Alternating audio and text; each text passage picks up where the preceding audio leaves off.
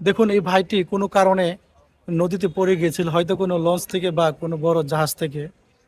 তো যখন পড়ে গিয়েছে তখন সে চিন্তা ভাবনা করলো যে এই নদীতে বা এই সাগরে সে যদি সাঁতরায় তাহলে কিন্তু তার গায়ের জামা কাপড়গুলো কিন্তু খুলে রাখতে হবে।